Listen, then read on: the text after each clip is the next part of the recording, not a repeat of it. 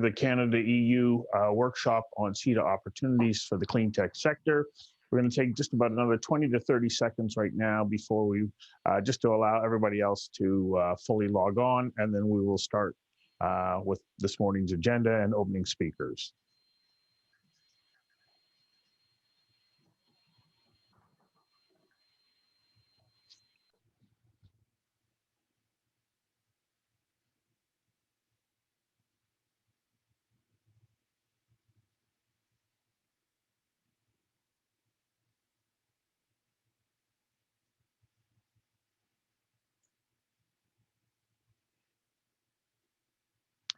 Good morning from beautiful Vancouver on Canada's Pacific coast.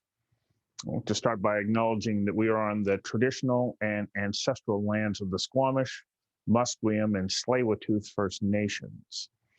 Not only is Vancouver and the Salish Sea geographically beautiful, the quality of life here is absolutely amazing. We have clean skies and beautiful, clear water with remarkable quality. Interestingly, though, go back 100 years, and Vancouver was a dingy, dreary, polluted mess. But not anymore. And the reason the city cleaned up is because the people who live here wanted a better place to live, a place that is in harmony with the beauty of the land and the sea. And the most important element to cleaning up Vancouver was the collective will of the people who asked for it. And if, in asking politely, if their voices weren't heard, well, then they demanded it, and they got it, and we all benefited. This is the same vision all of us who are here today have. We want to ensure this precious blue marble in space we call home is cared for and will continue to be habitable for future generations. A massive step in ensuring we achieve our goal is to seek out, foster, and support innovation that will meet the needs of more than 9 billion people and help us achieve net zero increase in carbon emissions. The agenda for the Canada-European CETA Clean Tech Workshop is exciting, and it comes at a time when we are on the cusp of significant breakthroughs in the development of complementary and alternative energy, breakthroughs in design, breakthroughs in the expansion of the circular economy, and a strong bond between Canada and the EU to meet our ambitious goals. My name is Stuart McNish, and I will be your moderator for the next 3 days. I'm thrilled to be a part of this extraordinary event. You know, I host a television and internet interview program called Conversations That Matter, and over the years, I've had the opportunity to interview innovators in clean tech, and I'm always taken aback by the ingenuity and inventiveness of these scientists, innovators, entrepreneurs, and investors who, to quote George Bernard Shaw, say, "You see that, and you say, why? But I dream things that never were, and I say, why not?" And now, just before I come to introducing our opening ceremony speakers, I need to take about 30 seconds here to address a couple of housekeeping items. Interpretation is available for all sessions. At the bottom of your Zoom screen, you'll see a globe icon. So to listen to the session in French, click on the icon and select French. Over the next 3 days, you'll have an opportunity to virtually network.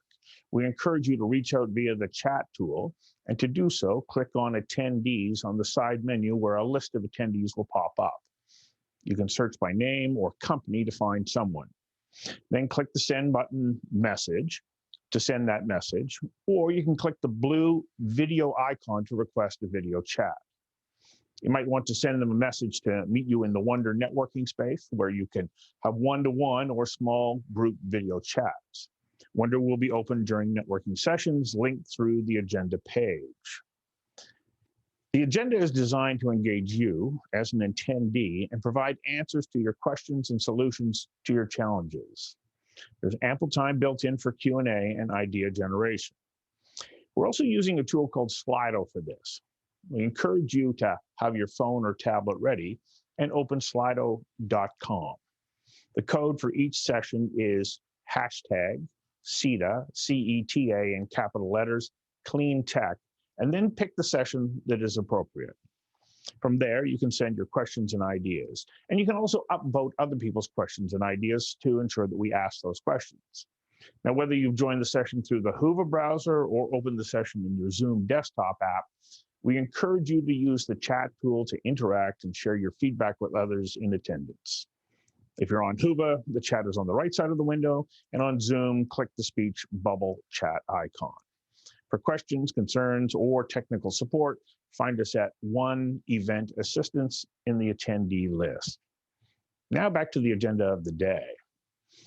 It is my great honor and pleasure to introduce to you Canada's Environment and Climate Change Minister and the European Commissioner for Environment. Then we'll follow that up after their presentations with a conversation that I'll have with both of them. Our first speaker is the Honorable Jonathan Wilkinson, Canada's Environment and Climate Minister. Minister Wilkinson spent more than 20 years in the private sector holding leadership positions with a number of companies dedicated to the development of green technologies. Minister Wilkinson's work in environmental technologies included roles as the CEO of Quest Air Technologies and Biotech Environmental Technologies. He was also the Senior Vice President of Business Development with Nextera, which is a really innovative Canadian company that converts a variety of waste products into clean energy that meet the tightest emission standards. And it's from his keen interest in protecting the environment and the delivery of the energy products that a net zero world will require that compelled Minister Wilkinson to become a public service servant. Minister Wilkinson, I'll ask you now to turn on your camera and please take center stage. Well, thank you very much for that introduction, and good morning or good afternoon, depending on where you are, everyone. Welcome to the second Canada-EU workshop on CETA opportunities for the clean technology sector. As is our custom in Canada and was done right off the top, I also would like to begin by acknowledging that I'm joining you from North Vancouver, which is located on the traditional, ancestral, and unceded territories of the Squamish, the Musqueam, and the Tsleil-Waututh First Nations. Thank you all for joining us today, and thank you to European Commissioner for the Environment, Oceans, and Fisheries, Virginijus, for joining me today to kick off this interesting and I hope engaging event for all of you. Le Canada et l'Union européenne collaborent depuis longtemps à la réalisation de mesures ambitieuses dans les domaines de la lutte contre les changements climatiques et de la protection de l'environnement. Some of you may recall the first CETA Clean Tech workshop co-hosted by Canada and the EU in Montreal in November of 2019. We are certainly excited to be following up on that successful event by bringing together clean technology innovators and SMEs, industry associations, and government representatives to discuss important issues relating to hydrogen, circular economy, and clean tech collaboration more generally. This workshop is intended to highlight how international cooperation under CETA can serve as an important platform to promote clean tech innovation, to help us fight climate change, and to respond to other environmental challenges.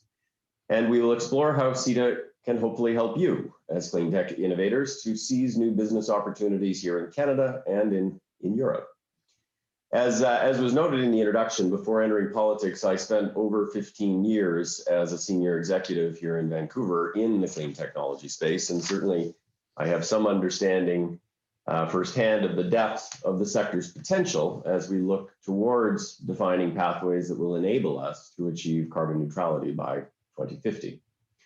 Nous reconnaissons tout le besoin urgent d'accélérer les mesures climatiques mondiales et la collaboration vers l'atteinte des objectifs de l'accord de Paris. As the world takes on reducing greenhouse gas emissions and halting global warming, many countries, including Canada and the EU, have pledged to achieve net zero emissions by 2050. But achieving our 2030 emissions reductions goals and net zero by 2050 is not just a plan for the environment. It is also something that can help us build back from the pandemic and create thriving economies in the future low carbon environment to which we are moving. It means that we need to seize the enormous potential economic opportunities that a global clean tech growth market can present. It's been estimated that could be worth over $26 trillion of business opportunities for companies and countries that choose to lead in this space. Already, governments and businesses all over the world are seizing opportunities of clean growth and investing in innovation. Global demand for clean technology solutions is growing, and both Canadian and European countries have the skills, the technologies, and the expertise to compete in a global clean tech market. En tant qu'innovateur dans les domaines des technologies propres, vous faites partie d'un secteur en plein essor et vital. Tremendous opportunities await in the fields of clean technology, renewable energy, and circular economy innovations. And as the world transitions towards the low carbon future, cooperation under free trade agreements can play a crucial role in this transition. In December, the Prime Minister and I launched Canada's Strengthened Climate Plan, we called A Healthy Environment and a Healthy Economy. The plan is measurable and achievable. It provides clarity and certainty about how Canada will build upon our pan-Canadian framework on clean growth and climate change, and enable us to not only meet, but to exceed our current Paris Agreement target and transition to a low-carbon economy.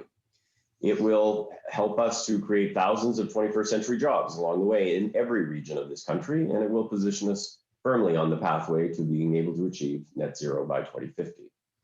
Ce plan est l'un des plans climatiques les plus détaillés, les plus concrets, et les plus exhaustifs au monde. Our Strengthened Climate Plan works to ensure Canada meets and exceeds its current 2030 greenhouse gas targets by expediting decarbonization projects with large emitters and scaling up clean tech. And the recently announced Canada Hydrogen Strategy will help Canada to build on its early leadership in the hydrogen and fuel cell sector, where it is recognized worldwide, I think, as a hub for technical expertise in intellectual property and leading products and services. The hydrogen strategy aims to help to increase the rate of innovation that's taking place to help with the scale up of Canadian clean hydrogen providers and position Canada as one of the top 3 global producers of hydrogen. Last November, our government also tabled the Canadian Net Zero Emissions Accountability Act. The act commits Canada to reaching net zero by 2050 and requires emission reduction targets at 5-year intervals. Trade agreements and environmental protection certainly can go hand in hand. They can stimulate clean technology development, create jobs, and promote the clean growth economy that we all want to see. The international collaboration supported by agreements such as CETA can help innovators share ideas and leverage each other's new technologies to accelerate the international transformation towards this low carbon, climate resilient global economy. And that is why we want to ensure an effective implementation of CETA, which will allow Canadian and European clean tech companies to take full advantage of the numerous opportunities that it offers. CETA is creating jobs, strengthening Canada and European economic relations, and boosting trade between our 2 markets. Trade between Canada and the European Union increased by 25% compared to pre-CETA figures just before the pandemic. And as an inclusive free trade agreement, CETA covers virtually all aspects of Canadian-European trade to eliminate or reduce trade barriers, bringing Canadian and European clean tech innovators even closer together, as this forum today. And when our markets come together, our clean tech innovators, you can achieve these important environmental goals and more. Under CETA, this collaboration certainly becomes easier and ideally more profitable. Que ce soit par un accès élargi au marché ou par une meilleure mobilité de la main-d'œuvre, l'accord économique et global et commercial global entre le Canada et l'Union européenne peut vous aider à faire croître votre entreprise et à introduire vos technologies propres dans de nouveaux marchés internationaux. Some of you will recall that Canada and the European Union announced at the recent EU-Canada Leaders Virtual Summit that it will hold a clean technology summit when travel is possible, international travel is possible once again. Today's workshop on CETA will help prepare the groundwork for that summit, which will continue to strengthen our strong bilateral cooperation on the environment and clean technology. Notre monde est confronté à de graves défis environnementaux qui exigent une action concertée pour trouver toutes les solutions disponibles. With leadership from the clean tech sector, Canada and Europe will be able to meet these challenges and continue to thrive in a clean growth world. Thank you very much for the opportunity to be with you today. Thank you, Minister Wilkinson. I'll ask you to turn off your camera at the moment. Our second speaker is Virginijus Sinkevičius, a European commissioner who since 2019 has been responsible for environment, oceans, and fisheries and is ensuring that they are at the core of the European Green Deal, which is an ambitious package of measures ranging from cutting greenhouse gas emissions to investing in cutting-edge research and innovation. The goal, of course, is to preserve Europe's natural environment and ensure the sustainability of economies. From 2017 to 2019, Mr. Sinkevičius was the Minister of the Economy and Innovation of the Republic of Lithuania. And prior to that role, he led the Committee of the Economy at the Parliament of Lithuania. Commissioner, the screen is yours. Please turn on your camera. Thank you. Thank you very much for introduction. Good morning, everybody, and good afternoon if you are on this side of the Atlantic. And thank you, of course, for this invitation. I see you have a very packed program for the next few days. I thought it would be useful if I start with the broader picture and talk you through the clean technology context in Europe and beyond. As an economic sector, it continues to grow, and as a political priority, it's higher on the agenda than ever before. We have everything to gain from sharing technologies in this area, as these really are global challenges. CETA is helping us to do that, and the more this trade grows, the better it will be for all our citizens. Good progressive trade and cooperation across borders is essential for building back better and for a just green transition that works for all. If clean tech is a political priority in Europe, that's because there are a growing recognition of the crisis we face, not just climate change, but also biodiversity loss and the creeping increase in pollution. And as International Resource Panel keeps reminding us, we are using up our natural resources at a sustainable rate. The solution we are proposing is the European Green Deal. It actually does two things at the same time. It's our long-term strategy for sustainable growth, but it's also our guide through the COVID-19 recovery. It comes with measures for the main crisis I mentioned. We have a proposal for a climate law to ensure that EU becomes climate neutral by 2050 and a 2030 reduction target of at least 55%. There is a biodiversity strategy with tangible objectives like protecting 30% of our lands and seas, strict protection for 10%, and plans to restore damaged ecosystems. And there is a circular economy action plan, which aims to make sustainable products the norm.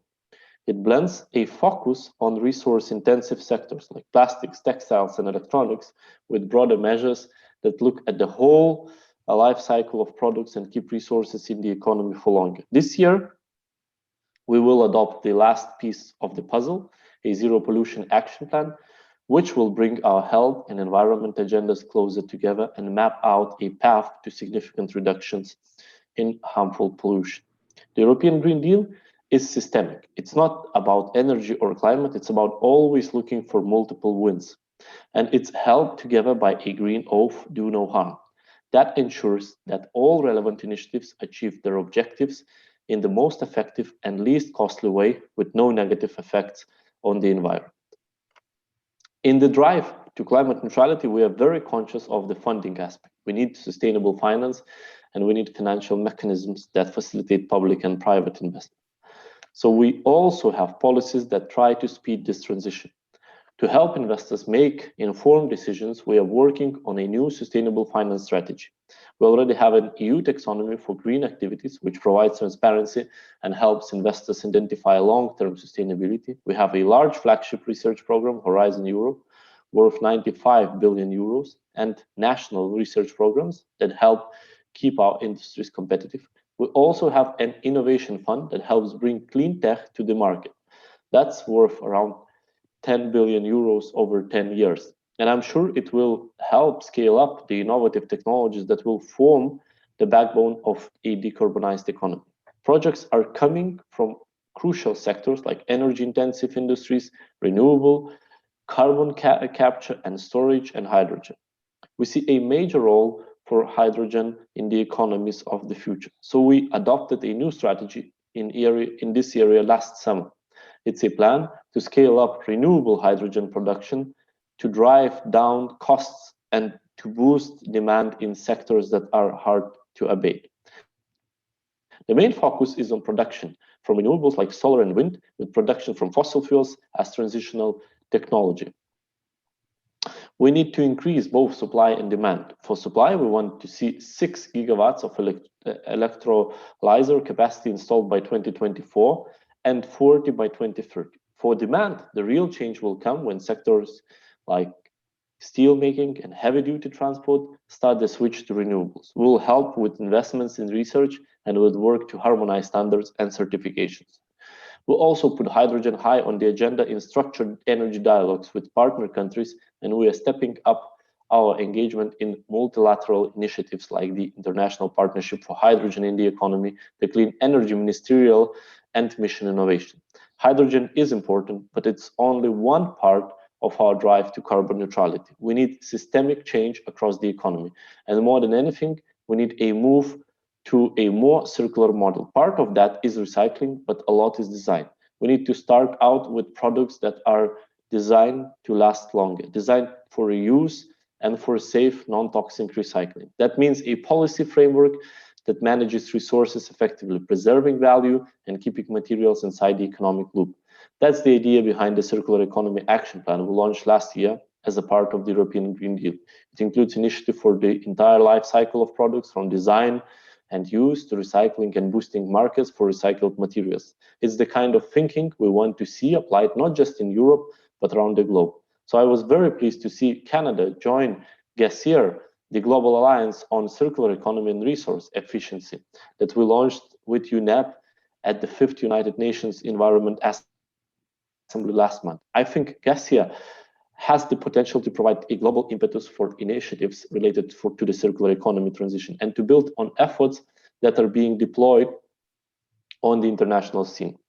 Canada will be an important partner, and I look forward to our continued collaboration at the G7, G20, and the United Nations. Canada and the EU have a shared vision. We have shared values. We believe in open trade, a fundamental economic freedom.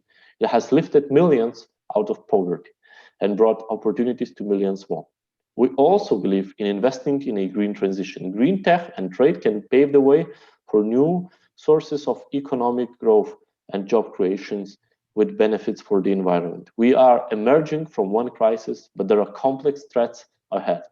There will be more economic downturns, social instability, ecological crisis, and future pandemics. But we can use science, entrepreneurship, and creative thinking to forge a more resilient society and economy better equipped to face those threats. CETA will help. Over the past 3 years, it's created jobs and new opportunities for innovative business on both sides of the Atlantic.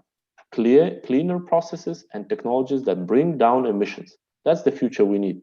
So long live the partnership, and I hope this workshop creates a new opportunities for greater cooperation. Thank you. Commissioner Sinkevičius, thank you very much, and I agree with you. That is what we need. Now, I ask you to leave your camera on, and Minister Wilkinson, can you turn your camera back on for our question and answer session here? Commissioner, I'd like to, invite you and Minister Wilkinson to answer a couple of questions. So, our first question here is, when we dig into the EU's ambitious 2030 climate and energy targets, a conservative estimate states that to reach those targets, we will require an investment of 260 billion euros or 400 billion Canadian dollars over and above current investment. How does the European Green Deal and the EU Recovery Package Next Generation EU contribution fit into the needed additional investment? Thank you for your question.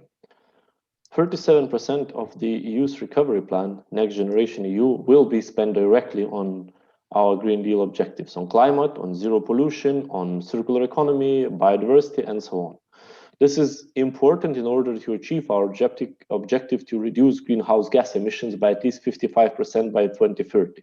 And there is little doubt that this is the right way forward. Investing in green growth pays back and will help us build back better. Our financial package for the economic recovery starts from the assumption that to build in resilience and create growth and jobs, investments in key green sectors are needed. And these include a smart circular economy that will not only help reduce the overall environmental and climate footprints of our processing, production, and consumption systems, but will generate significant cost savings for EU businesses, as well as reduce dependence on third countries for primary raw materials. Clean energy, such as renewable and energy storage technologies, clean hydrogen, batteries, carbon capture and storage, and sustainable energy infrastructure. The renovation wave to ensure our buildings are climate-proof, clean transport, and sustainable food. We will use the new EU budget for the 2021-2027 to provide a much-needed sustainable stimulus to the economy, but it will be a green stimulus. However, public money can only provide a tiny part of the green investments needed, which are enormous. An additional 240 billion per year to meet the current 2030 climate and energy targets, 100 billion per year to deliver on Europe's transport infrastructure, 130 billion per year for other environmental objectives. As I mentioned earlier, the EU Sustainable Finance Taxonomy regulation will guide investments to ensure they are in line with our long-term ambition and priorities identified in the European Green Deal. Importantly, it includes a do no significant harm concept, so we do not, for example, promote the production and use of biofuels in a way that damages biodiversity. Well-designed national tax systems based on the polluter pays principle play an important role in sustainable recovery and supporting the green transition.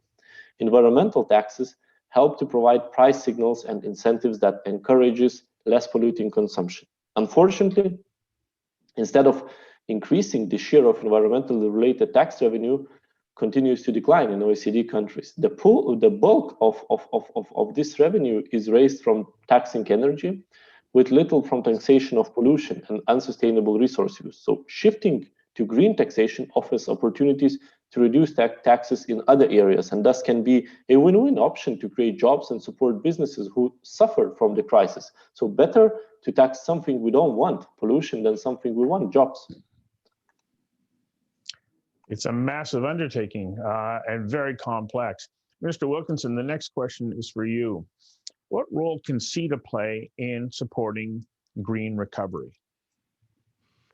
Well, I think there's probably a number of things, but what would come, I guess, most top of mind for me is certainly from the perspective of governments. I think CETA opens up greater opportunities to learn from best demonstrated practices, to actually see what other countries are doing with respect to technology, development, deployment, as well as other pathways to ensure that we are using the experiences of other jurisdictions to be as thoughtful as we can about how we can move forward both rapidly but also effectively. I think for Cleantech, I think CETA opens up greater opportunities for contact and visibility amongst the Cleantech sector in our respective jurisdictions, which can enable research collaboration. It certainly can speed up technology deployment as we actually look to technologies in Europe that can help in the Canadian context and vice versa. And I think it opens up the opportunity potentially for trade, not only in technologies, but also in goods like hydrogen, which can enable rapid progress. Certainly Canada on the hydrogen side sees itself extremely well placed, both with respect to green and blue hydrogen, to be a potentially important export commodity to help other jurisdictions to reduce their carbon emissions. So I think CETA opens up some great opportunity for dialogue, and part of that is furthered through greater visibility. Well, and that will lead to cooperation, collaboration, and business opportunities as well, will it not? Absolutely, absolutely. Yeah. I think that's exactly what we're hoping to drive. CETA is not intended just to be enhancing the trade in goods. It's actually to help to further collaboration with part of the world where, you know, many Canadians originated and with whom I think, at least from a conceptual perspective on issues around the environment and climate, we share a lot in common. I was observing that the commissioner actually frames the environmental challenges almost identically to the way that I frame them here in Canada, which is climate is perhaps the most pressing, but there are three great crises we're facing. One is climate, the second is biodiversity loss, and the third is pollution in our natural environment. Yes. Commissioner Sinkevičius, of course, as we collectively move forward to transition from fossil fuels to alternative sources of energy, there are substantial challenges. I noted in the letter to you from the President of the EU, Ursula von der Leyen, you have been given the daunting task of guiding the transition and at the same time ensuring the economies of many countries remain vibrant and stable. With this and sustainable. With this in mind, how does the EU intend to support the transition to a circular economy while ensuring the competitiveness of European businesses? Thank you very much for your question. A circular economy helps create new business opportunities through innovative and more efficient production methods in existing businesses and through new business opportunities in generating circular value, and local jobs will be created at all skill levels with opportunities for social integration. Between 2012 and 2018, the number of direct jobs linked to the circular economy in the EU grew by 5% to reach around 4 million. And we're talking about jobs at all skill levels. Generally, the rewards in terms of value added in jobs increase the higher up the value retention hierarchy you go. So for example, repair and reuse products such as clothes, furniture, and electronic devices is labor intensive, and it is highly effective at keeping circular value in our economies by prolonging product life. Remanufacturing also has great potential, from automotive to furniture and from aeronautics to electronics, with estimated 600,000 jobs possibly by 2030. So the business case for individual companies is substantial, since manufacturing firms in the EU spend on average more than 40% of their input costs on materials. Closed-loop models can increase their profitability while sheltering them from resource price fluctuation. So investments in circularity do make sense. It has been estimated that additional targeted investment of 320 billion by 2025 in the EU in free value chains would lead to a 7% increase in EU GDP by 2030, in addition to a 10% reduction in material cost and 17% reduction in CO2 emissions.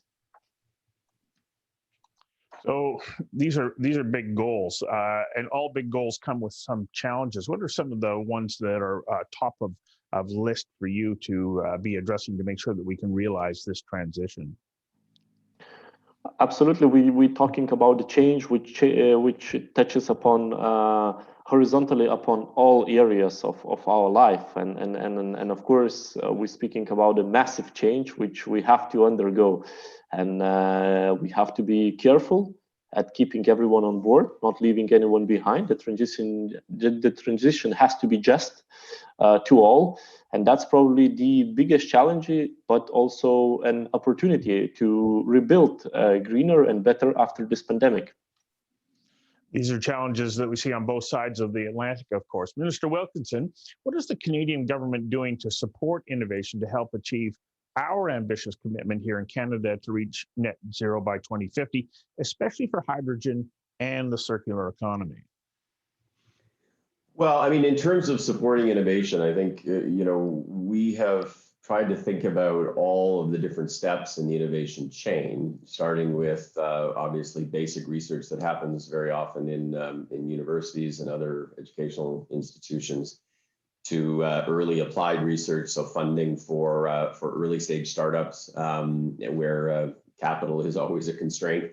And then providing vehicles to help with demonstrations of large scale technologies through vehicles like what we call Sustainable Development Technologies Canada and venture capital that the government have partners with the private sector on. And then looking at how do we actually encourage and incent early commercial deployment, both through programs that actually, for example, with large emitters, partner with them to actually implement those, but also to look at vehicles like this, to look at how we can actually take technologies through that commercialization phase. Of course, in any innovation, in conceptualization of innovation, you have to start to think about where you spend most of your time. No country in this world is going to be good at everything. And so where are your either natural or earned comparative advantages in the world? And certainly from our perspective, hydrogen is one of those. Canada is blessed in many provinces with a great amount of hydroelectric power, which you can use with electrolysis to create green hydrogen. We are also blessed in other provinces with an enormous wealth of natural gas resources, which, assuming that you actually deal with the carbon as part of the process, can create zero carbon hydrogen from existing fossil resources. And so Canada actually is in I think, a very unique position in the world to be a source of hydrogen energy, clean hydrogen energy on a go-forward basis. Hydrogen obviously is also an energy pathway for us domestically. Electrification is one and hydrogen is the other, as to how we actually look at different applications to be able to drive forward. So certainly we are positioning ourselves in the hydrogen space. On the circular economy side, I would just say, Europe is ahead of North America. There's no question on the circular economy conversation. Trying to get away from this concept of waste and thinking about everything as resources is something that is starting to come in North America. But we are hosting the World Circular Economy Forum this fall for the first time in North America. I've been working very closely with the Netherlands and Finland on that initiative. We have started mainly on plastics, although we have other circular economy initiatives going on. The highest profile one is plastics, keeping plastics in the economy and out of the environment. But I do think that that is an area where there is lots for us to learn from the European experience, and hopefully over time there will be things that they can learn from us. Commissioner, can I also put this back to you? What is happening in the circular economy and in hydrogen right now that you would find equally exciting, as Minister Wilkinson just highlighted? To begin with, I would say that, first of all, we see a swift transition to circular economy. And this pandemic has brought a shocks to our supply chains, as many of our producers, they are dependent on third countries, and they are quite intensive in resources. So this, first of all, really brought a huge attention, and that's why Commission has reacted with the Circular Economy Action Plan to make sure that resources are used, they remain in our economy, in production cycle, in product cycle as long as possible. And I think this is a positive trend because together we're fighting not only shortage of certain resources, but most importantly, we heavily decreasing pressure on biodiversity. Right. And so these are truly exciting and challenging and interesting times ahead for us.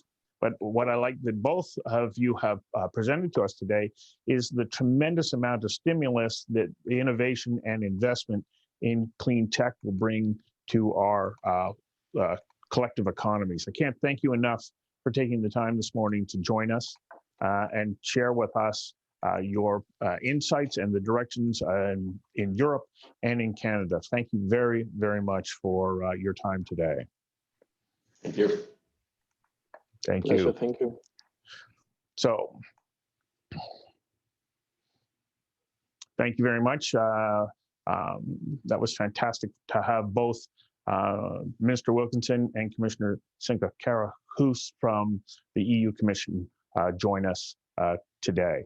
So we're out of time on this segment, and we will now be moving to our panel.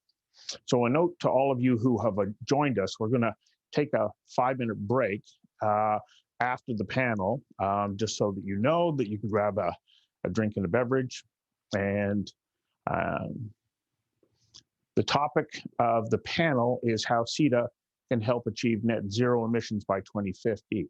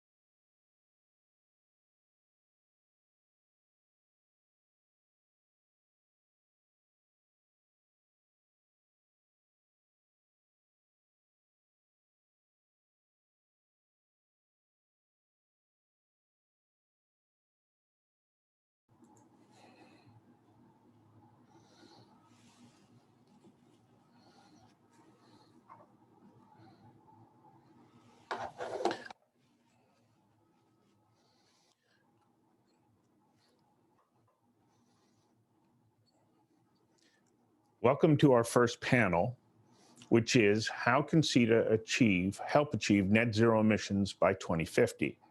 First, however, a couple of quick housekeeping points. Zoom. Well, we've all become Zoom experts. Every conference, every workshop has a variation or slightly different interface. To that end, French translation is available and can be accessed by toggling the translation function, which you can see on the screen. During the sessions, you can, of course, connect with each other. To do so, click on the attendees menu to find the person you wish to connect with. Once you've located them, click Send Message to open a dialog box, or you can request a video call. In the session, you can log on to Slido and go to hashtag, in caps, CETA, C-E-T-A, clean technology, to pose a question to one of the presenters. As well, we are also utilizing Whova so that you can interact with each other. Please use Whova for that purpose and Slido to ask questions of the panelists. Now to our panel. To understand the answer to this question posed by the title of the panel, I feel it's important to recap the role CETA plays in facilitating business relationships between Canadian and EU companies and organizations. Just over 4 years ago, the EU and Canada approved a comprehensive economic and trade agreement known as CETA that covers virtually all sectors and aspects of Canada-EU trade in order to eliminate or reduce barriers. CETA addresses everything from traffic to product standards, investment, professional certification, and many other areas of activity. The EU is one of the largest economies in the world, and it is Canada's second largest trading partner. CETA presents Canadian businesses with preferential access to and excellent opportunities for growth in the EU, and the same for European organizations wishing to do business in Canada.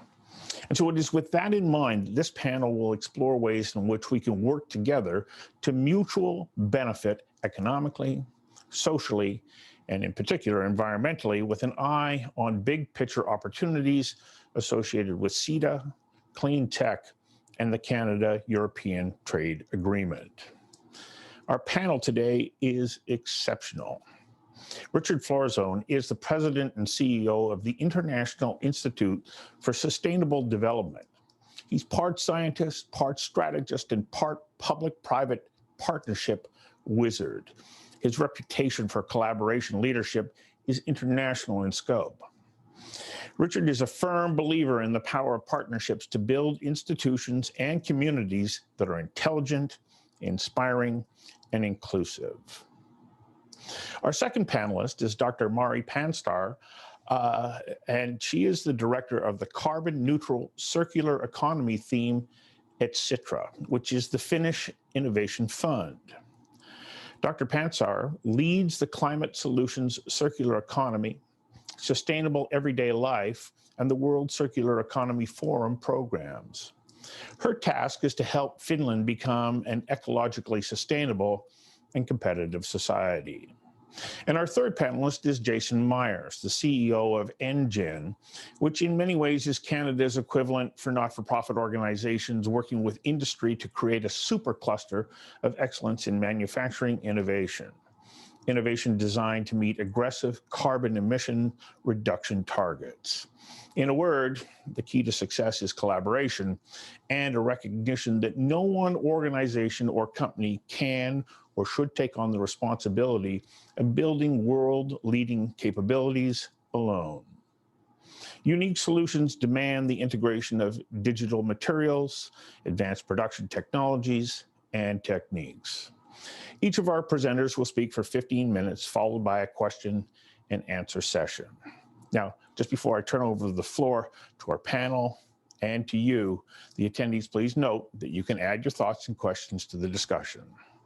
As well, if you're watching and you see a question that you like, that you want to ensure gets presented to our panelists, you can upvote it, and I'll do all I can to make sure that question gets presented to the panelists. Now to our panelists. Mr. Florzone, I'll ask you to turn on your cameras, and for you, to begin to speak, followed by Dr. Panstar, and then Mr. Myers. Mr. Florzone, the screen is yours. Thank you, Stuart, and all attendees, fellow panelists. Look, the global race to net zero is accelerating, and that's good news, because when we think back to the Great Recession in 08, 09, that recession, I think, and that crisis, global crisis, set back sustainability in many ways. The good news, and there's a lot of bad news around the pandemic, but one of the bits of good news is that it seems to have increased the momentum to address the climate crisis, to attack sustainability. That of course, that rush to net zero is fueled first by the climate crisis, but increasingly it is fueled by economic opportunity. And so, I think a lot of us were encouraged by the CEO letter, the 2021 letter to CEOs by BlackRock CEO Larry Fink, who wrote, "No issue ranks higher than climate change on our clients' list of priorities. And there is no company whose business model won't be profoundly affected by the transition to a net zero economy." So that's from one of the world's largest investors. So the momentum is there. It's already happening. In fact, according to the UN, the number of companies and countries that have made a net zero commitment more than doubled in the past year. So how do we get there? How do we seize this opportunity with CETA and otherwise? And of course, it's a big question, because when you talk about the transition to net zero, you're talking about a whole of economy transformation. So it's a pretty big problem to tackle. What I want to focus my comments on is that based on ISD research, we actually think, even though there isn't a lot of consensus on, or there won't be a single strategy to get to net zero.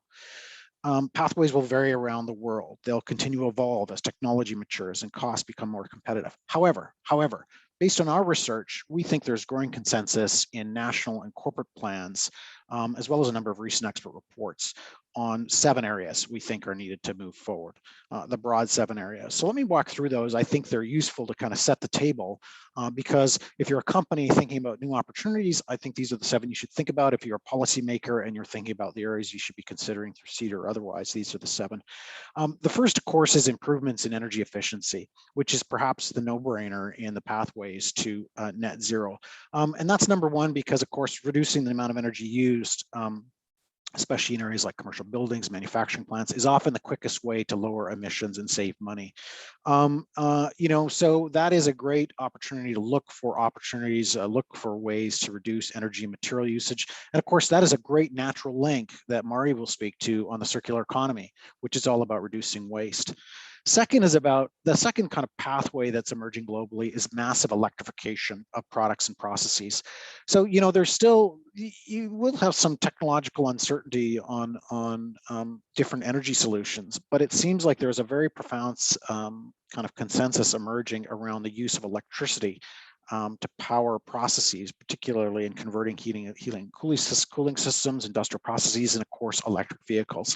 And that's because electricity offers the opportunity for much greater efficiency and lower emissions than other forms of energy. And so that offers a double dividend. The third pathway, I'd say, is rapid and really considerable expansion of clean electricity, with significant growth in renewables. So if pathway 2 is about that growth and electrification of processes, well, you need the electricity to fuel that electrification.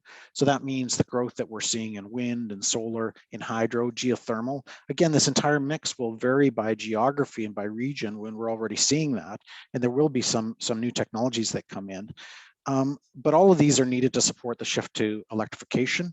I'd also say that a big topic being looked at commercially is areas like grid connections and batteries, which will be required to share and smooth the supply.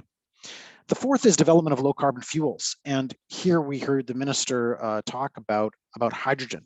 The fact is, when you look at all the expert reports and our research, it's going to be very, very hard to decarbonize everything. And so it means that there's applications that we won't be able to, or rather, there's things that we can't easily electrify. And so that means things like hydrogen fuels, synthetic fuels, or next generation biofuels are needed as an alternative power source. And so you're seeing some really exciting initiatives on the use of hydrogen kind of emerge globally. The fifth is decarbonization of heavy industry. So areas like steel and cement production, they represent a significant fraction of global emissions and require specialized approaches. They can be radically different production processes. They can be alternative products. They might be the incorporation of carbon capture and storage. A neat intersection of heavy industry and hydrogen is happening in Sweden right now, and many of you will know this, around zero emission steel production, where Sweden hopes to remove a very significant fraction of its country's emissions. I think it's nearly 8% by using hydrogen to fuel steel production. The sixth I'd consider is investments in nature. The use of nature-based solutions and infrastructure is a technique to use natural processes to absorb carbon emissions while enhancing biodiversity and protecting local communities from the impacts of climate change. Now, some of you will be familiar with this from things like green roofs or mangroves to protect coasts. But there's also some interesting technology here. One in particular at ISD I wanted to cite is something called floating treatment wetlands, where we've been creating in wetlands in Canada artificial islands which enable aquatic plants to grow and take up nutrients and contaminants in deeper water than they'd normally grow. So there's a lot of possibilities for nature-based solutions, and of course that offers multiple benefits, not just net zero, but it can improve biodiversity, and it can also make local communities more resilient to the impacts of climate change. And the seventh and final is negative emissions technologies, recognizing that ultimately we can't decarbonize everything, or it'll be very, very difficult to, and so we'll need carbon capture and other negative emissions technologies to address residual emissions. So that is a big landscape to consider, and maybe I'll leave it in the panel discussion where we can go deeper on some of these, because each of them have their emerging opportunities and challenges. In terms of policymakers, one of the things that comes out, and I think is going to be important for CETA, and to talk about trade for a moment, is some of the technical regulations and standards that are going to be required here. So in the CETA agreement, it's already recognized that Canada and Europe will work together on technical regulation. I think there's a number of areas where that will be important. On biofuels, on hydrogen, on clean transport. Back to one of the examples where ISD has been working globally on nature-based solutions. That is specifically an area where one of the barriers that's been cited is better standards and measurement for projects and the sharing of case studies and best practices across countries. So in fact, ISD right now, we've just launched a project with the Global Environmental Facility. This is out of our Geneva office, to establish a worldwide hub on nature-based infrastructure, to do just that, to determine standards and to share case studies and best practices. So look for that. I just also want to say for policymakers that this topic of how to use trade to advance the transition to net zero is very, very timely. And in fact, the WTO, some of the work that ISD does on trade, we are just now supporting this March a conversation with WTO members on structured discussions on trade, environmental sustainability, a new group called TESTI that is coming together and working through these very issues. What are the sets of agreements, the sets of pathways towards net zero, and how can trade best support that? It's a very active conversation. So a big landscape, but 7 pathways that are emerging, where there's a lot of commercial opportunity, a lot of room for collaboration between Europe and Canada, and a lot of room for policymakers to look for the standards, to define the standards and to share the best practices to help us all make this transition that we want and need for our environment and our economy. Thank you very much.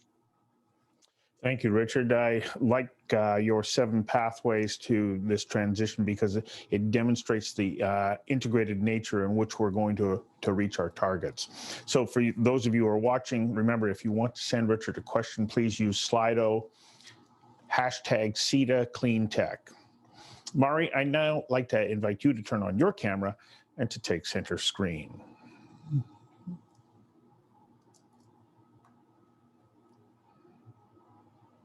Thank you so much, Stuart. So ladies and gentlemen, good evening to EU and good morning to Canada. So in my presentation, I will talk about the circular economy and the role of the circular economy clusters, where the EU and Canada could deepen the collaboration. But in the beginning, I would like to use the opportunity and give you a short introduction to my organization, Sitra, the Finnish Innovation Fund. So next one, please. So actually, Sitra is a 53 years old organization, and it was established by the Finnish Parliament. We are a combination of a fund and a think-do tank, and we are often called the future house of Finland. Our targets are defined in the Sitra Act, and our main aim is to increase the competitiveness of our country, Finland. And I often say that Sitra is in a special position in the Finnish society because we report to the parliament. So that means that we are in the same position as the Bank of Finland, for example. And as we are a fund, we get our annual budget from the returns of our endowment capital and venture capital investments. And these we invest in future relevant projects, for example, related to sustainability solutions and especially climate change mitigation and circular economy transition. Next one. So as Honorable Minister Wilkinson already mentioned, we, for example, organize the World Circular Economy Forums with our international stakeholder network annually. And our stakeholder network include the European Commission, for example. And these forums gather together thousands of circular economy decision makers and business leaders across the world. And together we discuss how to mainstream the circular economy globally. And in the forums, we also present the world's best circular economy solutions from Global South and Global North, and we discuss how they can be scaled up across the world. And it is also often said that the World Circular Economy Forum set the agenda for the next year's Global Circular Economy debate.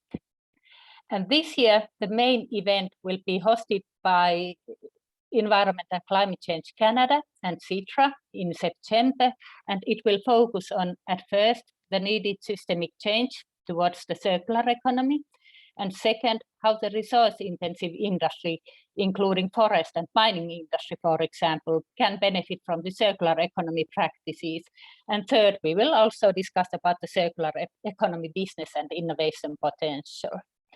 And the pre-event will be co-hosted by the government of Netherlands and Citra in 2 weeks. And there we will especially discuss about how to use the circular economy as a powerful tool in climate change mitigation. Next one, please. So when we talk about the sustainability solutions work, it is very important to understand the magnitude of the ecological sustainability crisis as a whole. So we often say that it has 3 dimensions: climate crisis, biodiversity or nature loss, and also depletion of natural resources. And it is very important that we try to solve the root causes of the ecological challenges. And one of these is overconsumption of resources.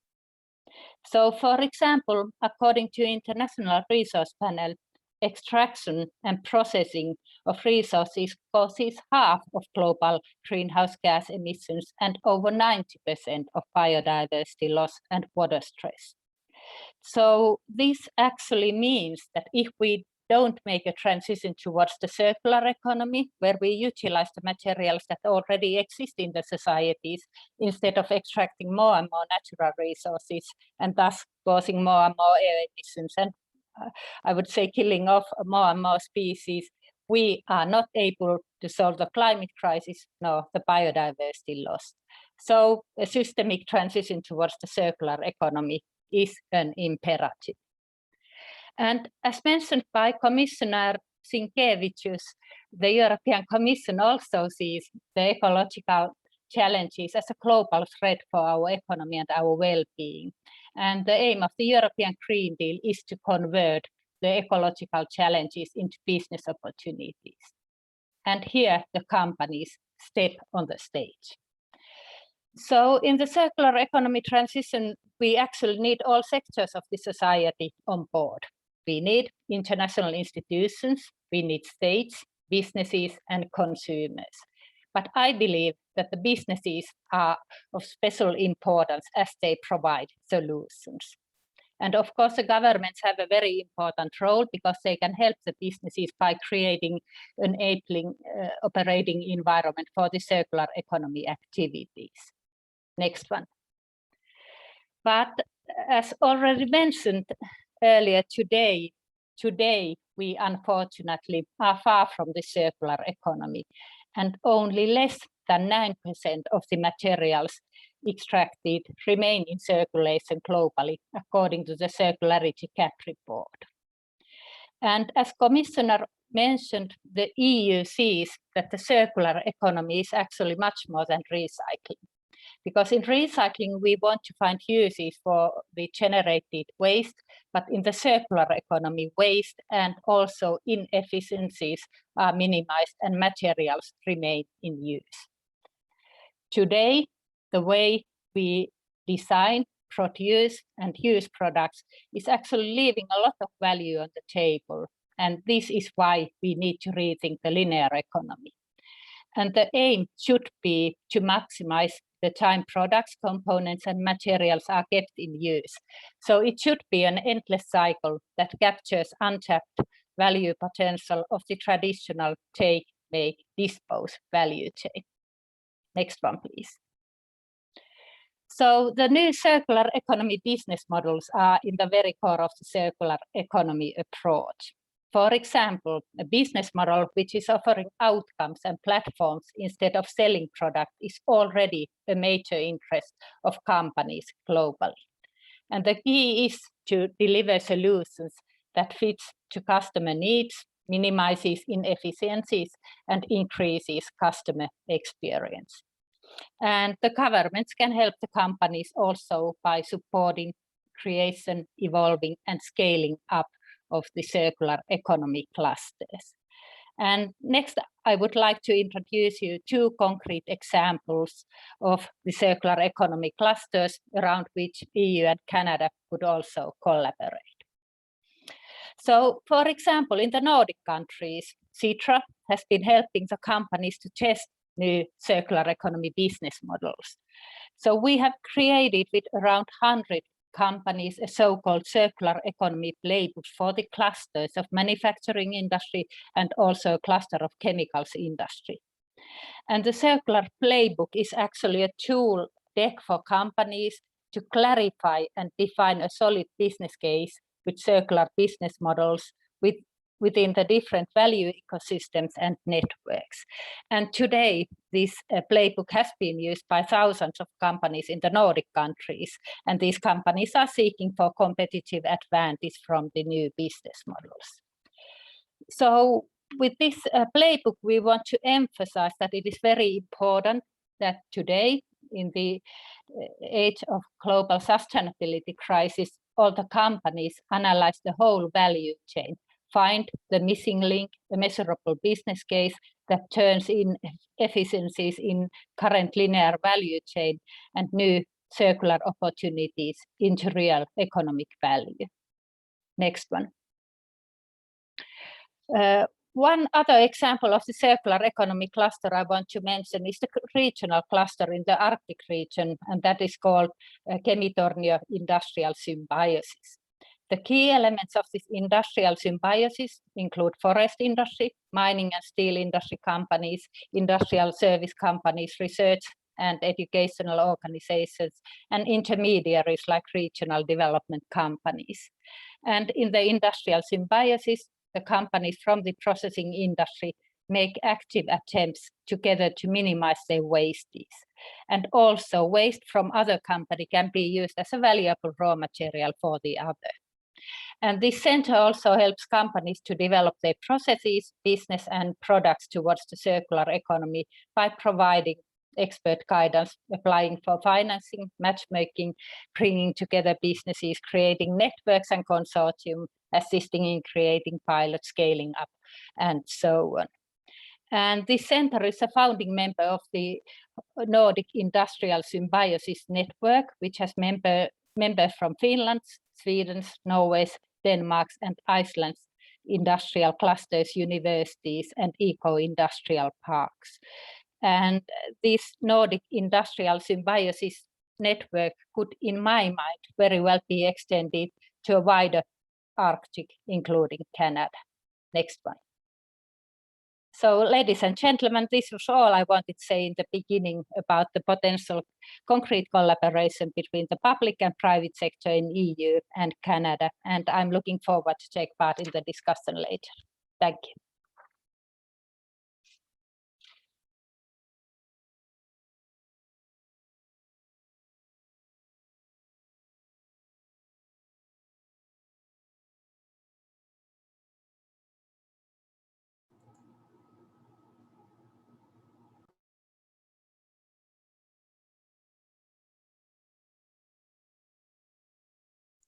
Hi, Stuart, you're on mute. Mute. Thank you. Apologies for that. I was having a little bit of trouble coming off mute. Isn't that a normal Zoom experience that at one point during the day, you're going to have a little bit of an issue clicking on the right icon. So thank you, Mari. Now, remember, if you wish to send Mari and Richard questions, please go to Slido, CETA, Cleantech, and you can ask that question. And Jason, I'll now ask you to turn your camera on, and I invite you to take the screen. Well, thanks very much, Stuart. It's a real pleasure for me to join the other panelists here today and to participate in this conference. As Stuart was mentioning, the organization that I head up, NGen, Next Generation Manufacturing Canada, is one of 5 superclusters funded by the federal government. Our mandate is to build world-leading advanced manufacturing capabilities in Canada. And we do that by a number of activities. First of all, to promote Canadian capabilities and technology and their applications in manufacturing, to promote Canadian research in a variety of technical and scientific areas and their implications for improving industrial performance. A large part of what we do is, or have done over the past year, is to fund transformational projects as well. The types of projects that that we've invested in have invested close to $200 million over the past year, run the gamut from technology adoption projects that transform existing manufacturing processes in the automotive, aerospace, steel industries, for example, to the development of new advanced manufacturing technologies, the development and the manufacturing of new devices, new materials. It really does cover the full gamut. The projects that we fund need to be transformative. They need to be world leading in some sense, but they also need to be close to commercialization. And they also need to contribute something to Canadians, apart from economic benefit, contribute something to Canada's advanced manufacturing ecosystem. We ask all of our projects in the application phase to tell us what the implications of their projects, what the impact will be on the environment. So it's from this this perspective that I'd like to offer some observations. First of all, about how CETA can help to take us further toward achieving a net zero emission economy, but also some of the challenges that we have seen in terms of the adoption of technologies, the scale up of technologies in clean tech, as well as other technologies as well. First of all, many of our projects already include a number of European technology companies, a number of European manufacturers. We do not fund activities outside of Canada, but our projects are open to incorporating European companies and European technologies into their project activities, perhaps funded through the Horizon program or through Eureka programs in a parallel funding mechanism. What we've seen over the past 2 years in terms of our projects, very much what Minister Wilkinson has said. A great deal of it is sharing best practice, sharing insights, sharing engineering and technological challenges and various approaches to that. In fact, what we've seen bringing together technologists and engineers from Canadian companies and European companies is the establishment of a great deal of trust, of mutual understanding, and a shared approach to solving some of the most challenging environmental and technical problems and engineering problems that exist. So a great deal of shared experience.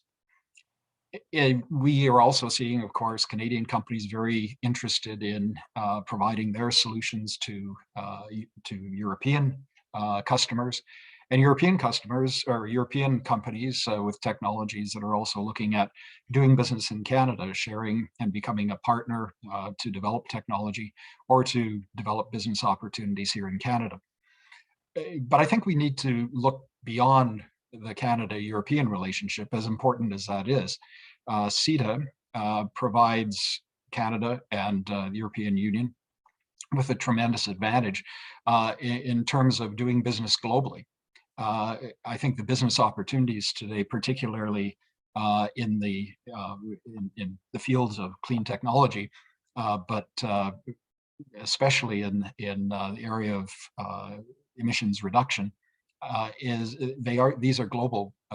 Climate change is a global challenge, and the market is also a global market.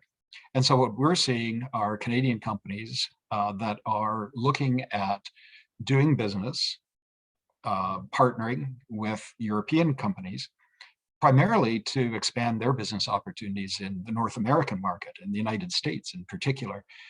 But I think we need to look beyond that as well. Canada's extremely well positioned in our trade agreements as a member of the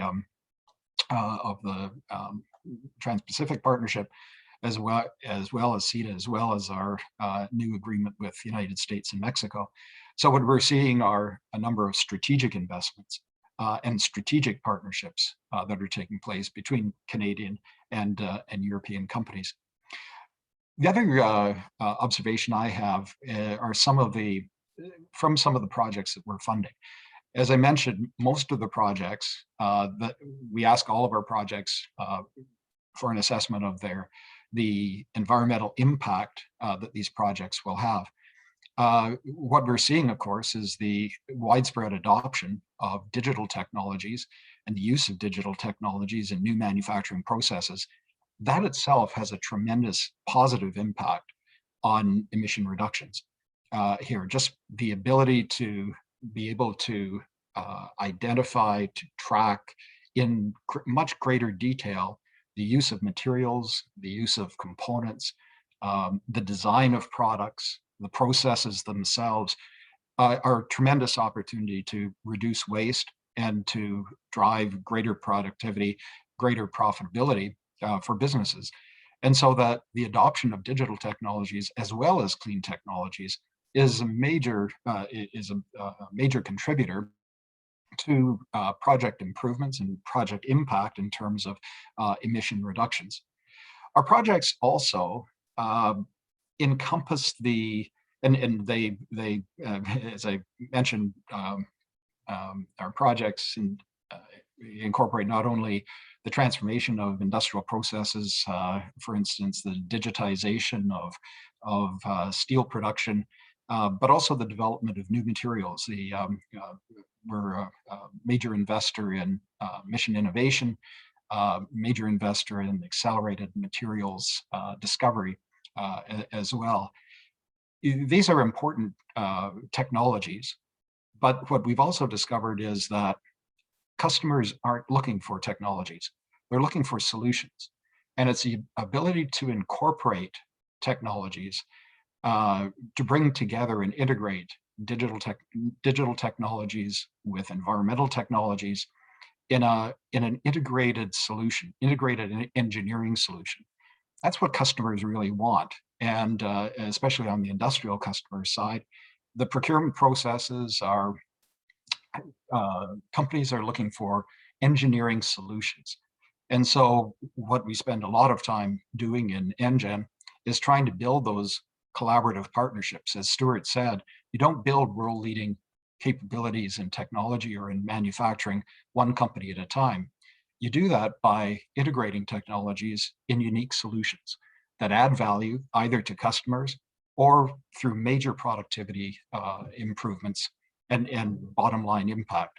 And that's where I think that, again, the opportunity lies for Canadian and for European companies in the context of CETA, because CETA is an agreement that, as Minister and Commissioner have said, goes far beyond just tariffs to deal with talent, to deal with investment, and to deal with standards and regulation. All of that is important in delivering the types of industrial solutions we need to get to a net zero emission economy. Thanks very much, Stuart. Thank you, Jason. And I'd ask you to keep your camera turned on. Mari and Richard, if you can turn your cameras back on for our panel discussion and response to questions that are coming in. They're already coming in. For those of you who wish to send in a question, please go to Slido, CETA Cleantech, and you can pose your question.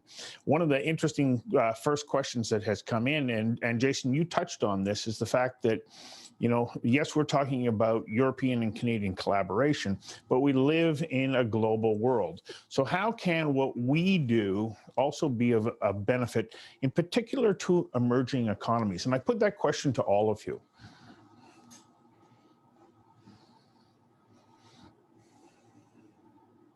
Well, maybe let me go first. Okay. You know, just recognizing that that climate change is a global challenge, recognizing that there are not only governments but corporations, organizations, communities around the world that need solutions, environmental solutions. Also recognizing that our value chains, supply chains, are global in nature. Here, when Marie is talking about circular economy, it's a circular economy in terms of a product life cycle, but it also needs to be seen as a circular economy with respect to to materials development, to components, to the flow of products, and to the logistics themselves that are actually global in scope. And so, you know, the market for clean tech, for environmental solutions is really a global market. And I think we learn also a lot from our experiences in adopting technology as well as developing technology across that market. Some of the most effective ways of intervening and of promoting the adoption of technology is through the value chain. And again, unless you look at an integrated approach, a value chain approach, if you're only looking at it one company at a time, I don't think you see the full value here. You don't get to the full, you know, business return on investment that you could potentially achieve if you take a much more a wider global value chain approach. Mari, can I present that same question to you?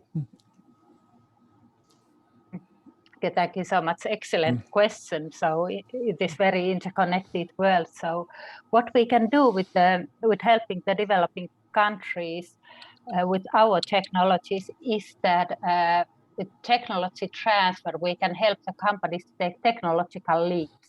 So they don't have to develop their economies with the same polluting and linear economic path that we have done in our countries. So I think that is one very important aspect here. So for example, many African countries are now building their economy, so they don't have to make it through the linear economy, but they can take a leap towards the circular economy if we share the experiences and the technologies that we have developed here. But of course, all the technologies that we have developed in our Western countries, they don't suit as such to all countries in global South. So there must be some kind of adaptation also for those. Stuart, can I just get in on this very briefly, just to say Yes. that, there's absolutely, the global value chain and the technology sharing that my fellow panelists have spoke to is absolutely part of it. The thing I want to point to is just the urgency of this is that with developing countries, it's important to recognize, as the Gates Foundation said, that COVID-19, although the health impacts, direct health impacts weren't as bad in developing countries as we maybe thought originally. They did say that, health and education overall, because the economic impact has set back in 25 weeks, it set many developing countries back 25 years. So, and I also want to link to climate that, of course, in developing countries, many of the countries hardest hit are least responsible for the climate crisis.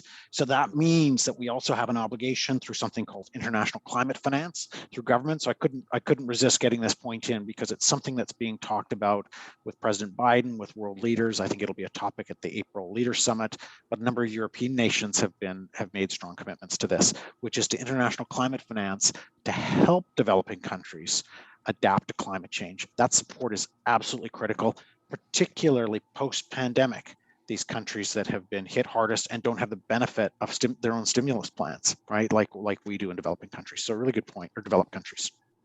So does that mean that the CETA EU-Canada commitment to working towards clean technology can create economies of scale that would allow emerging nations to have access to technology that might otherwise be beyond their reach? I think that's part of it. I don't know if others want to speak to it. I think there's some direct assistance needed, in the next 6 to 12 months, and then beyond that, you're absolutely right, Stuart. There is opportunities to develop technologies that can have a global impact, and we should be using that as a lens, frankly, as we prioritize opportunities. Mm-hmm. Jason, yeah, Maureen? I agree with Richard, and but I'd also like to expand the scope of the discussion, because it's not just about technology. It's also about best practices and adoption. It's about management. It's about leadership. It's about skills and talent. And so that the international fora where we're discussing these issues, I think are exceptionally important. Even, and this is a part of the discussion as well between Canadian and European companies.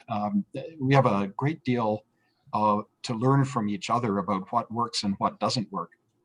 Because if you look at some of the more recent reports around the success of major technology projects, most of them fail. And it's not because of the technology, it's because of the way that they're managed, or the fact that companies don't have the skills to continue to manage them productively. And so I think we shouldn't minimize the importance of being able to share best practice, and to share that with organizations, with communities, and with governments in developing countries as well. Mari? Same question to you. Okay, thank you so much. So education and training is very important, so that developing countries, when they are building their economies, they understand from the very beginning what is the meaning of clean environment, and also the clean technologies that can be used in order to get that clean environment. And I liked very much what Richard mentioned about this moral obligation, because we countries who have caused this ecological sustainability crisis, we of course should bear our duty to do all we can in order to solve these challenges. But I believe that the companies, in the end of the day, they are not so interested in moral obligations or duties. They are interested in business opportunities. So therefore, it is very important that finally we would get a global price for example, carbon dioxide emissions, and hopefully in COP26, the Western countries and developed countries will also make these promises related to climate financing reality. Because we have made huge promises, but unfortunately we are not there yet. As we speak this morning, I think about these enormous challenges that are ahead of us right now. And the intellectual capacity that's going to be required to answer them. Yes, we're talking and looking at what are economic opportunities that we can foresee that are in front of us, but we also need the talent that's necessary to realize this vision. How important is it through this relationship that we're also fostering an interest for people to enter, computing sciences, engineering, environmental engineering, and biotechnical engineering, and so on, so that they can be appropriately equipped to address the challenges that we face? Stuart, I'm on happy. Screen right now. Okay, Richard. I'm happy. Yes. Oh, I was just going to jump in, Stuart, because I'm Yeah. actually an ex-university president, so I don't mind Okay. taking that one. And I'm a physicist. I have a PhD in physics. So my answer might surprise you, is that it's important, but maybe not in the way that you think. Our key challenges now are really mostly about implementation, not about technology. Right? When you see, certainly technology is having a massive impact. When you look at the cost reductions in solar and wind, for example, or what's happening in battery technology. And that's quite remarkable. And so I'm always going to be, as a physicist or ex-university president, in favor of more basic research. But, our basic hurdles now are action. Our hurdles are implementing. When you think about things like energy efficiency, when you think about electrification, when you think about expanding clean electricity, yes, technology is part of it, but it isn't the main issue. The main issue is often the political, economic challenges, the standards, the other things we've talked about. And so, skills are absolutely essential, but I'd amplify what Jason said. I would say that the management, the kind of policy skills, that ability to manage that complexity, to navigate, to lead change, to deal with fake news, I'd say it's more important than the technology. More important at this stage. Wow. Jason, do you have a follow-up thought on that point? I would really like to follow up with Marie and her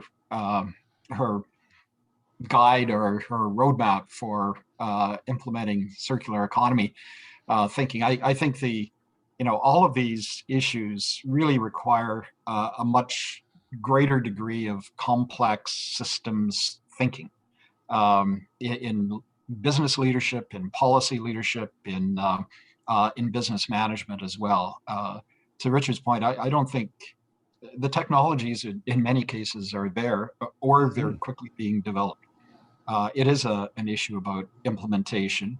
From a business point of view, it is an issue about how do businesses see the value, or why should they see the value in implementing these new technologies that are frankly in many cases high risk and do not really indicate, or it's not clear what the value, what the return on investment is for many businesses.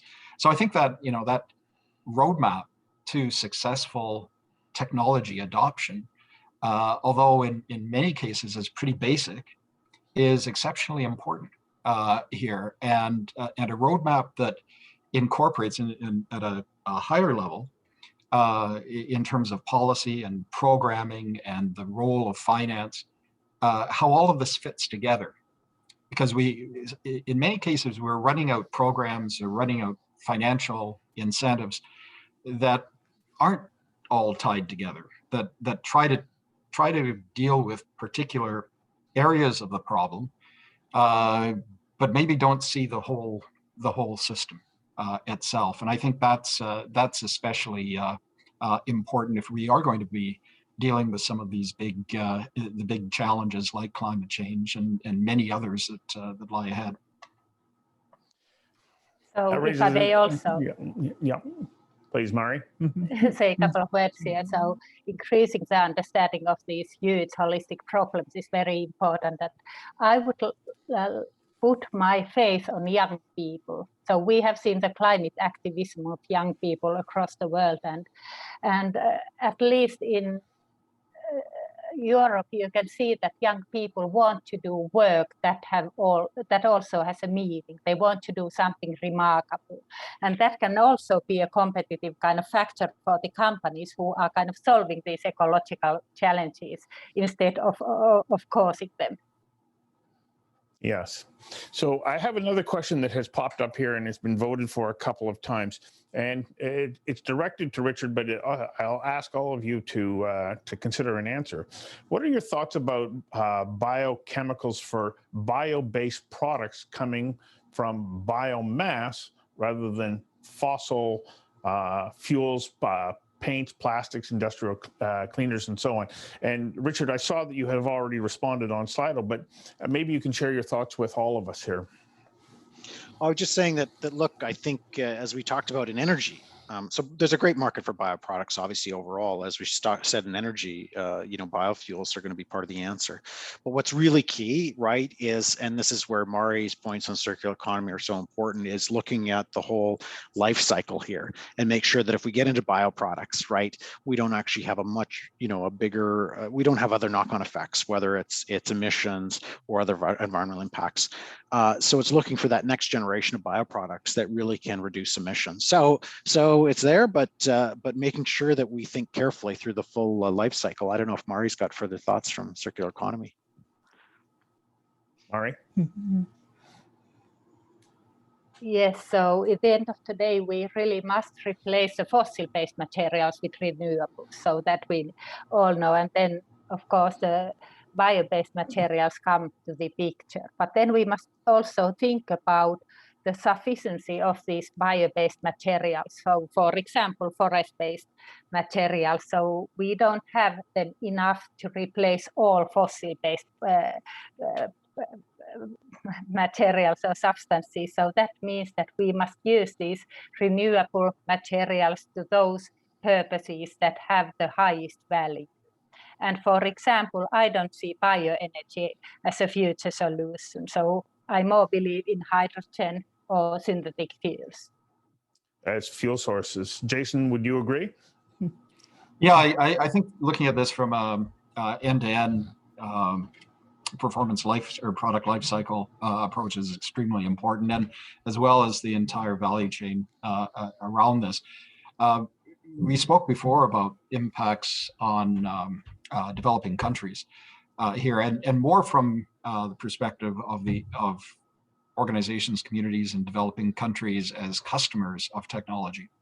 But of course, if we're looking at biomass, many developing countries will be, especially in more tropical areas, will be a major producer, potentially a major producer of biomass. And again, it's important to look at the economic opportunity that might create as well.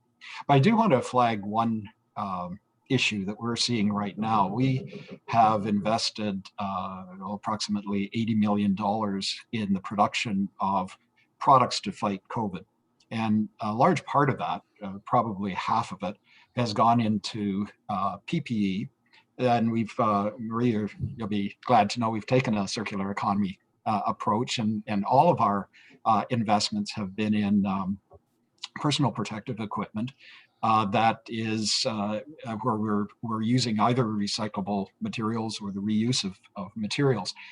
However, where the problem is now is having governments, organizations, and individuals accept those products as good as or better than existing products with where we're using non-recyclable material. And so, the technology may be there, and businesses may be willing to adopt the technology and develop new materials. We've got a lot to do in terms of working on procurement processes and consumers at the end of the day that just may not accept some of these materials in the products that as alternatives to what they already have. And I think that's probably the case, particularly in the case of single-use plastics. Mari, did you have a follow-up thought to Jason's point there? No? Well, of course, the life cycle is the most important. So I just want to echo what my fellow panelists mentioned. So one of the other topics Richard, you touched on the fact that we need to have improvements and efficiencies. When we take a look at agriculture and its role in the production of greenhouse gases, how important is it that we ensure that the same amount of attention is applied to innovations in agriculture that will help to reduce the environmental and greenhouse gas footprint in that sector? Boy, it's a great question, Stuart, and such an important one for Canada, right? Because ag is such an important part of our economy, and I think will continue to be so as we look ahead. So, I don't have the full answer on this. I think we've been doing some work with industry and government on farmers and some solutions for climate change. I think it will involve land management, obviously, both for climate resilience and mitigation. How do you best manage the land and its life cycle for emissions? It will involve. There's a lot of energy issues here. For example, the use of in Western Canada, the use of fossil fuels in drying grain, for example. So there's some underlying energy issues, and then there's of course consumption patterns, right? Where we know that certain types, where meat is much more carbon intensive, no matter what technology you use, right? Than a plant-based diet. So there's going to be a mix of measures here, and room for innovation, room for work by industry, but also probably room for regulation by government. Right, and Jason, just on that note, I've taken a look at some of the biogas capture systems that are now being proposed into agriculture. Is this an area that you are exploring as well? It is. When we're looking at advanced manufacturing, we're really looking at a variety of industrial processes, and right from the development of materials and growing materials in the ag sector, all the way through to their life after use here. So we interpret advanced manufacturing fairly broadly, and of course, what we're also finding is that advanced environmental technologies, materials technologies, digital technologies, production technologies are applicable across all sectors of industry. So I think, again, it's that how we can successfully integrate technologies in unique applications here that is really important. But you don't do that, I think, if you start off by looking at the technology itself. I think you do it by understanding what the challenge is, and then working backwards in terms of the development of a solution. Right. And Murray, when I think about the circular economy and its application to agriculture, I mean, agriculture is all about flow to begin with. Mm-hmm. I mean, you've got carbon coming out of the atmosphere that gets sequestered into plants. It gets consumed either by us or by other, the animals that we share the earth with. Is this not a part of the circular economy as well when we take a look at agriculture? And from your perspective, is it important that we keep it in mind? Yes, that is very important, and especially recycling of nutrients is a huge business opportunity also for the farmers, and regenerative agriculture, where we use soil as a storage for carbon dioxide that we have emitted to the atmosphere. And one other issue that I want to mention here is that we are at the start a huge disruption in agricultural sector, because we know that the environmental consciousness of consumers is increasing very rapidly. So I believe that the winning companies in near future will be in vegan-based protein sources. Yes. Well, as you can tell, I'm pretty excited about this panel, and there's so many different directions that we can go in. The only limit here is our time, which we're out of now. So I encourage all of you who are attendees, if you want to reach out to any of our panelists, please do so for follow-up questions. I apologize if we didn't get to your question, but as you can tell, there's a tremendous amount of insight and knowledge amongst all three of our panelists. And so we're going to take a 15-minute break now, and then we will be coming back. But please note The next session is made up of 2 parallel interactive breakout workshops that focus on women in clean technology. The session will be facilitated by CETA for both Canada and EU technology companies. As well, attendees can use the online tools that are available to set up direct meetings or visit the virtual booths. We'll see you shortly in one of the 2 sessions.